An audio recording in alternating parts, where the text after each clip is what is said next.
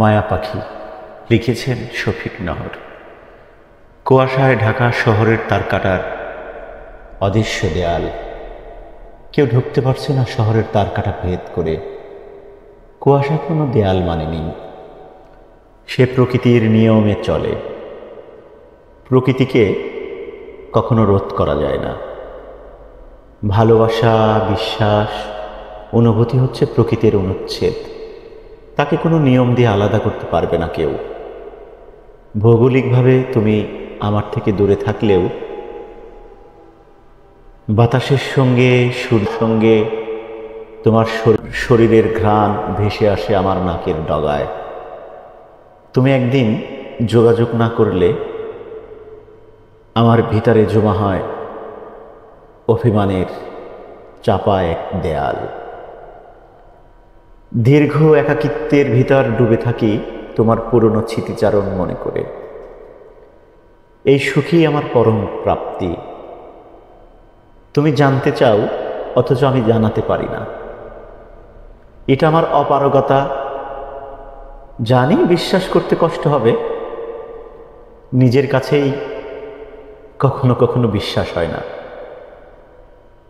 জানো তো, আমার কোনো হাত খরচ নেই, বন্ধুদের সঙ্গে আলাদা কোনো আড্ডা নেই,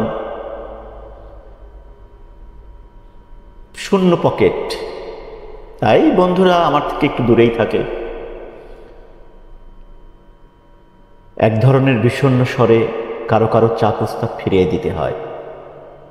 জানো তো, প্রতিদিন একজনের চা খাওয়া নিজের পক্ষে খুবই কঠিন। ভিতরে ভিতরে লজ্জাবোধ কাজ করে। কারো কারোর সঙ্গে দেখা হওয়া জরুরি, অথচ দেখা করতে পারছি না। এই কষ্ট ও অপরাধ বোধ নিজেকে সত্যিই অপরাধী বানিয়ে ফেলেছে।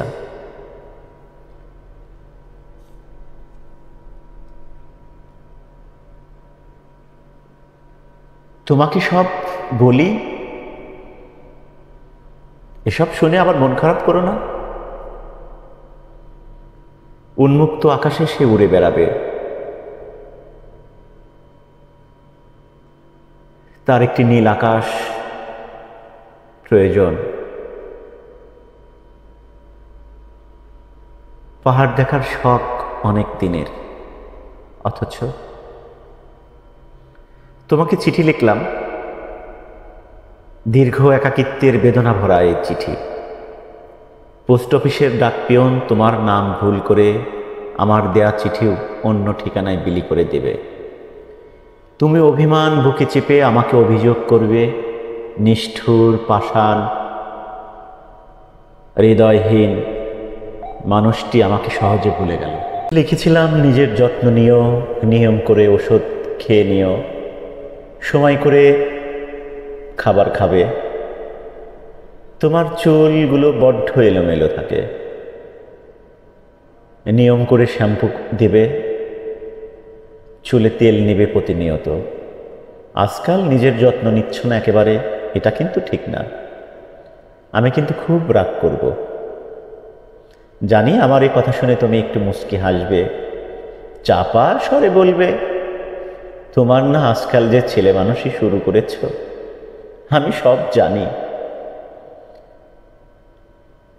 তবুও বলছি, সুন্দর করে চিরুনি দেবে, কপালে একটা কালো টিপ দেবে, ঠোঁটে হালকা করে লিপস্টিক দেবে। ও হ্যাঁ, তোমাকে তো বলা হয়নি, মাস্ক পরবে বাইরে গেলে। আমি জানি তোমার বাহিরের ধুলো লাগলে অ্যালার্জি সমস্যা করে। তোমাকে কতদিন বলেছি একটা হাতঘড়ি পরতে, সব সময় ভুলে যাও। নিয়ম করে কোনো ওষুধ খেতে পারো না।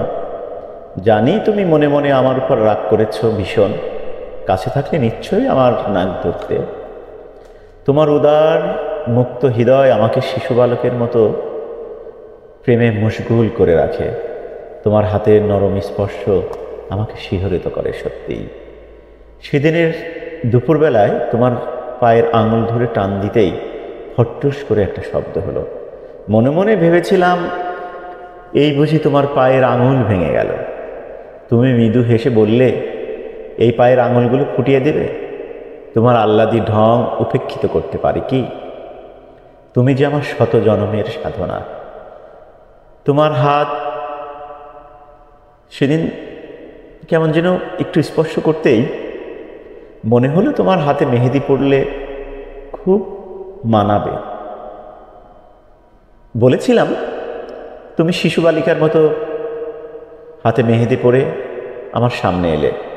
সেই আনন্দ আকাশে বাতাসে মিশে অলিক মায় বেঁধে রাখা আর কি। তোমার আদরি আঙুলের শতকোটি বটির দাগ, আলুকুচির, বেগুনের, অথচ তোমার হাত হলো স্বর্গের, প্রেমের, মমতার। তোমার আঙুলের আলিঙ্গনে প্রতিদিন যে অক্ষর আমাকে পাঠাও তা আমার কাছে পবিত্র সুখের, বড্ড আনন্দেরও বটে। তোমার হাসির শব্দ আমাকে আনন্দিত করে। আমার না পাওয়ার কষ্ট দূর হয় তোমার পবিত্র মুখায়ব দেখে। কোনো এক চাপা অভিমানে হয়তো একদিন দূরে চলে যাবে জানি, তবে এ নিয়ে আমার আক্ষেপ নেই। আমি মূলত খোলা একটি কিতাব, কেউ এসে দেখে, কেউ পাঠ করে, বুঝলে তো, ওই পুরনো লাইব্রেরির বইয়ের মতো। তবে তোমার ফিরে আসার অপেক্ষা আমার কাছে নতুন করে নিজেকে ফিরে পাওয়া। তোমার সঙ্গে একটি জ্যোৎস্না রাত দেখব, এ প্রত্যাশাটুকু করতেই পারি। তবে তুমি বসে থাকলে গান গেয়ে শোনাবো। আধো রাতে যদি ঘুম ভেঙে যায়। আসলে নিজের বলে কোনো কিছু আড়াল করে রাখা হলো না,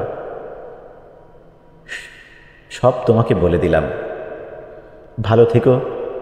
কোনো এক জ্যোৎস্না রাতে আমাদের আবার দেখা হবে।